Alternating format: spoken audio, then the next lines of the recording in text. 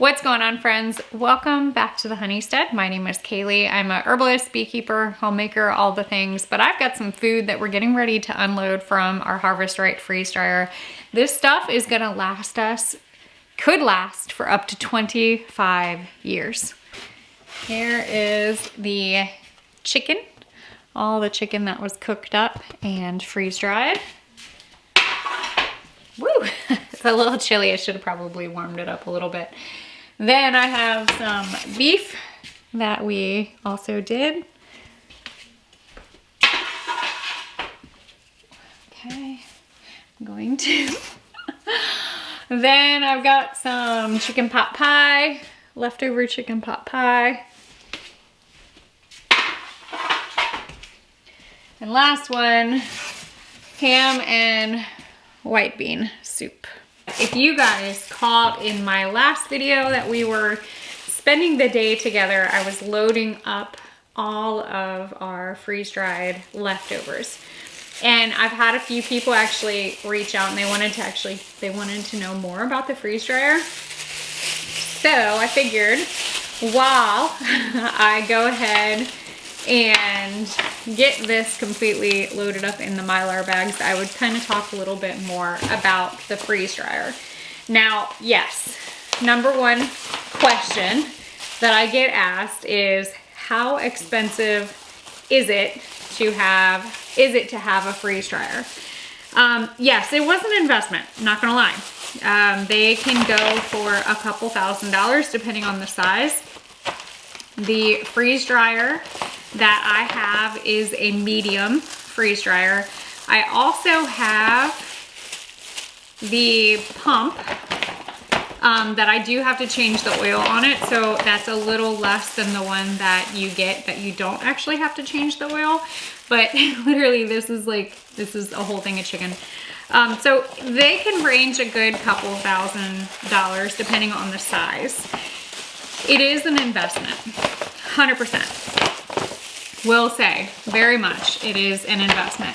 And I like doing meat alone because I can always incorporate it into other meals if I need to.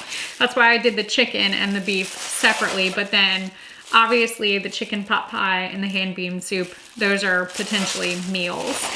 Oh, and the ham and bean soup is funny. Definitely look at it. You can still see the little beans, but it has like a styrofoamy like texture.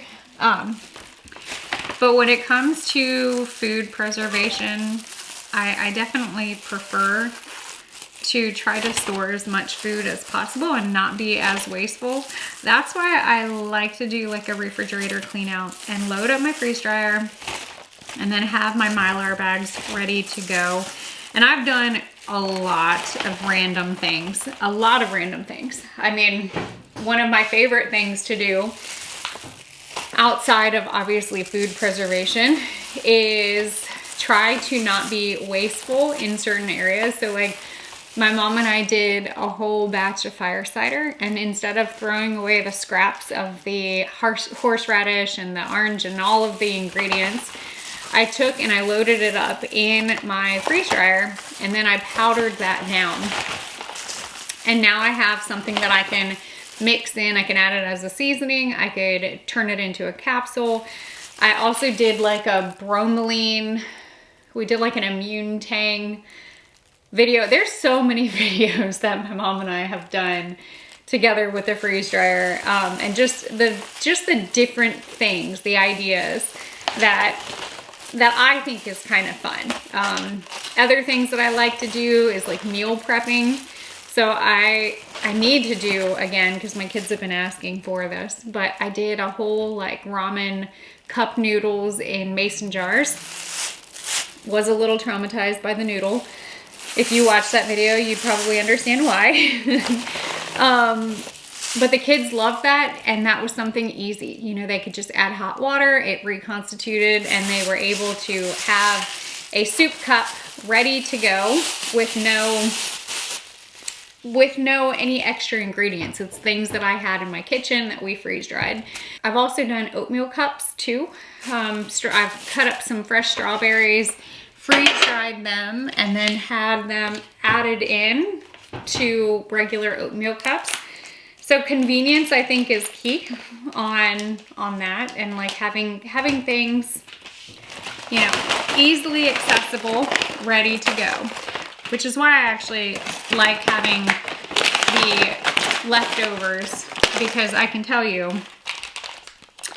I have very much experienced, you know, people stopping by and me not having anything ready for dinner, and then I've been like, hey, I've got some butternut squash that I cooked a year ago that's been, you know, in our Mylar bags, and so I've absolutely gone into my emergency kit just to be able to have dinner for people that have come over on a surprise whim visit. But there are many things that you actually can freeze dry. Some of my favorite are fruit. I love freeze drying bananas. I love pineapple.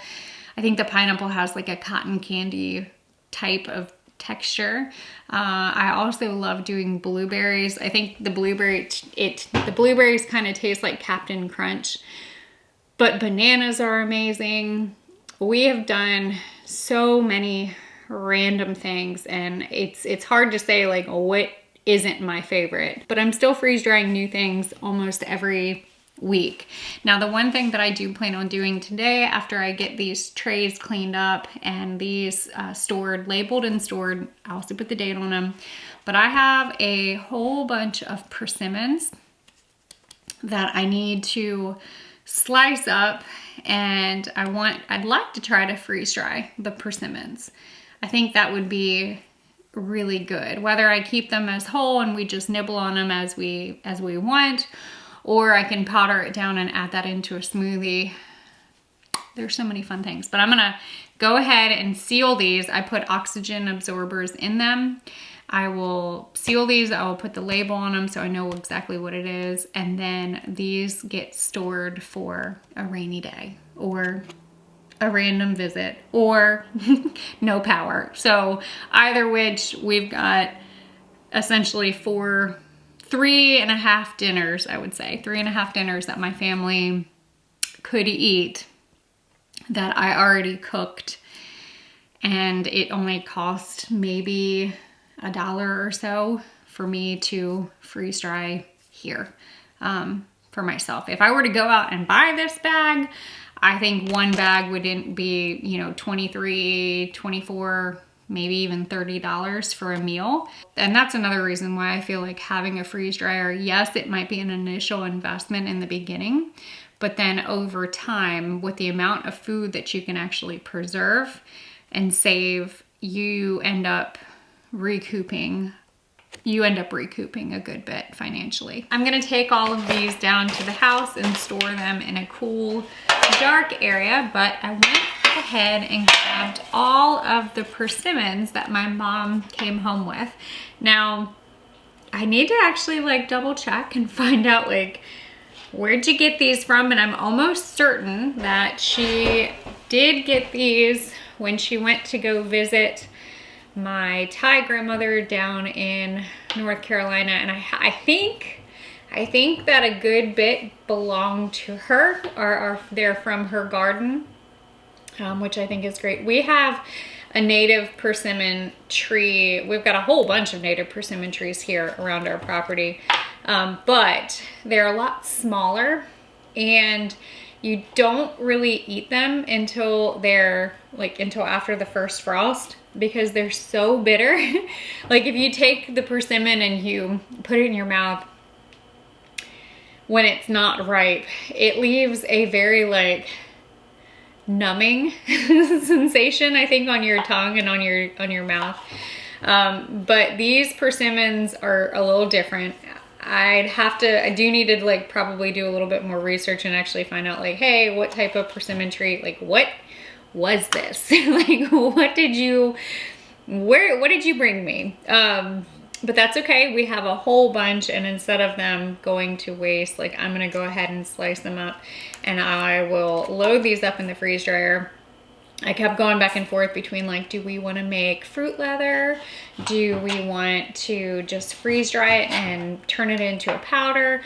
I might do like crumbles and take the crumbles and actually put them, you know, put them like, I think in yogurt or on a salad, you know, all of the things. But persimmon, along with many of our fruits and vegetables that we are already eating, you know, persimmon actually has some medicinal properties as well.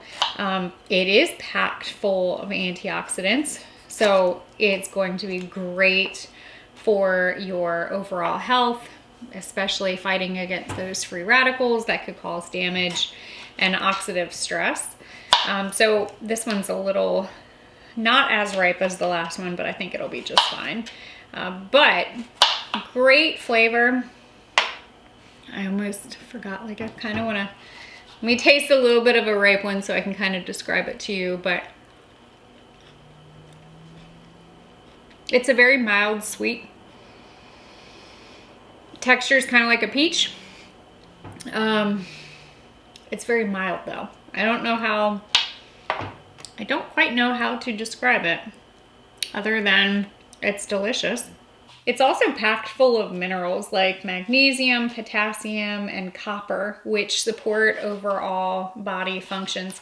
But there is something that I thought might be a little interesting to try. And again, like this is just something I literally just came across a couple of seconds ago, and I was like, you know what, I wonder what other things you can do with persimmon outside of just eating them because it's delicious. And knowing that it does have a good bit of medicinal properties for your overall health and how it supports all of your bodily functions. But I want to do a little bit more reading on this because I think that this might be something fun, and I'm curious if any of you have ever heard of this. But apparently you can take persimmon powder and you can rub it or apply it to your scalp, and it's supposed to help with stimulating the hair growth. Now, I know that rosemary is one that I have done, and I actually am still in the process of doing, like I'll make a rosemary infused oil. Now this one has a seed to it, so I'm gonna set that aside. I think it would be fun to see if we can see if I can start some of these from seed. But this one only had like one seed in it. I feel like I'm just like dissecting the persimmon.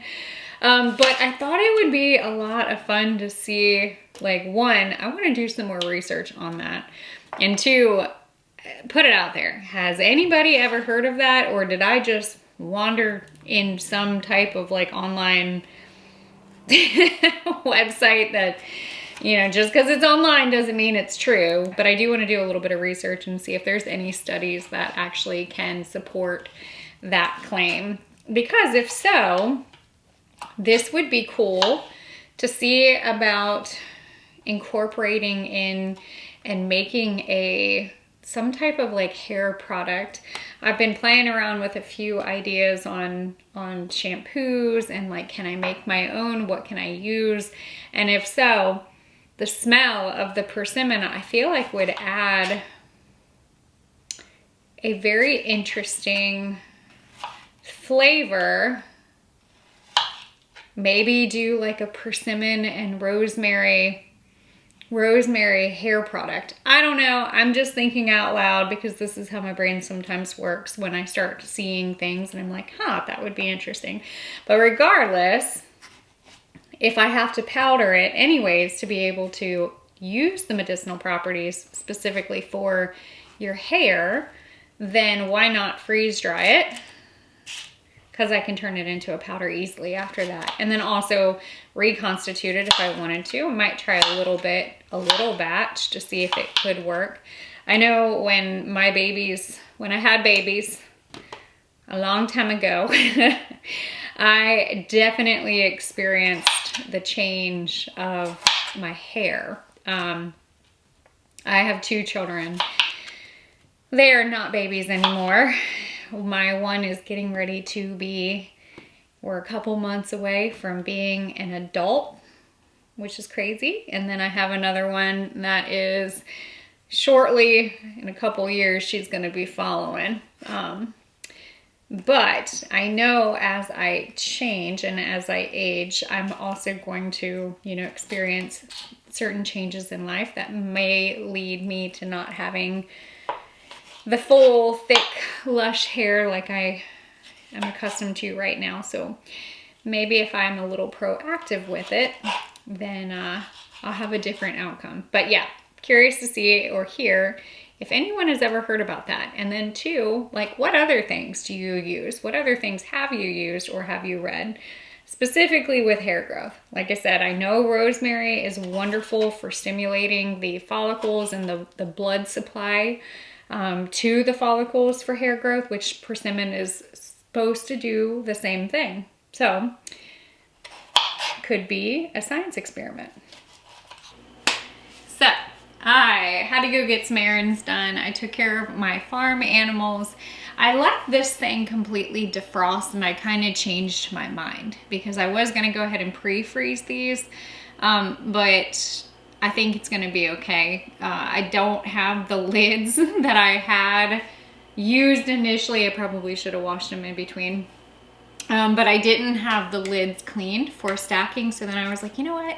Change of plans. We're just going to get this completely defrosted and ready to go. So I'm gonna go ahead and pre-start this. This is gonna be about 15 minutes of the like warm up, but really it's like cool down. 15-minute cool down. I'm going ahead and I'm closing the valve because that little valve on the back, if it's not closed, there's not gonna be that vacuum seal. While the freeze dryer is warming up slash really cooling down, I needed a little bit of my mushroom blend to kind of keep me going for the rest of the day. I did this is my favorite treat. If you guys are interested in learning about the mushrooms and like what I do, I have my own mushroom blend that I started offering to everybody a little over a week. It's doing really well. I have a lot of people that are ordering and they're starting to give back some amazing feedback. Some people are feeling like an immediate effect. Some people it's a little bit slower, but that's to be expected. It's hard to kind of gauge where everybody is at a certain level, you know what I mean?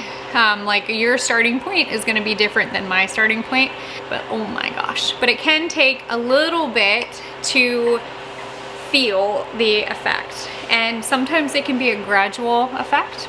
Sometimes you can kind of, like at the end of the day where you're just like, wow, I was really productive. I did a lot of stuff. For me, it was a little bit of a quicker response. But I have my peanut butter, mushroom, honey, a little bit of salt. It's like a Reese peanut butter cup. I'll put the video above if you're interested in hearing more about the mushroom blend. And then of course, like if you're interested in purchasing it, I still have some available. But I wanted to come over here really quick after I took a bite.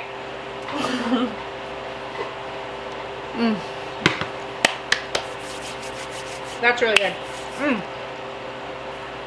I wanted to grab a few of my favorite books that talk a lot about food. I have a lot of herbalism books. That's really good. I have a lot of herbalism books, and food is very much hand in hand. So one of my favorite ones is the Nourishing Traditions by Sally Fallon. This one has always been a really big staple in my home. So if anybody is wanting to learn more about food and how to support your health, like outside of herbs, food goes right hand in hand with the herbs. This is a really good one. Another one that I do like is the Prescriptions for Natural Healing. Now this has food and herbs and supplements in it. Also a really good one. There are, I think there was the Detox Diet. That was another one that I have referenced as well. So that is a good one too. But essentially, you start somewhere. So where do you start? You start with your food. And that is an easy quick fix for how to support your overall health and to not get too overwhelmed with the entire process, is to kind of start with your morning, start with your day. Like for me, I wake up every morning and I will do a spoonful of honey on an empty stomach, and then I will also do my bone broth. I do very much like my coffee, but I also like chai tea as well, which I think on, like, I have 2 videos that I need to plan. One is my lotion one, but then the other one, I want to do a chai recipe that I've been playing around with. I think it's going to be fun. I'm excited to share it with you guys because you can also mix my mushroom blend into it.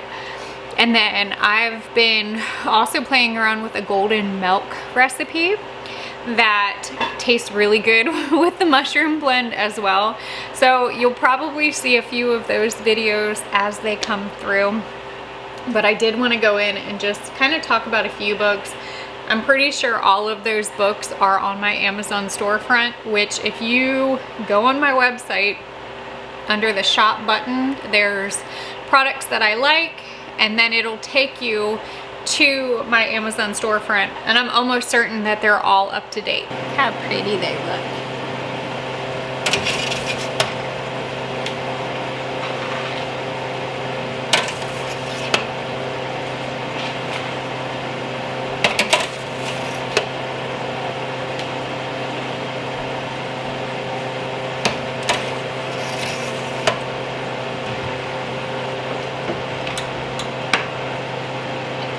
The freeze dryer is going to preserve all of those persimmons, and I think on the next video we'll pull them out. I'm going to check the consistency and the flavor and see what I think. I will definitely take you guys along with me with that video, but we will also be working on my skincare routine, my product that I use. If I didn't mess it up, if I did, that's okay. I'll share. I've got a couple of things that I'll be working on, but we'll pull those out on the very next video, and I'm excited to share with you what is next. So as always, don't be afraid to get your hands dirty and learn something old. Bye guys.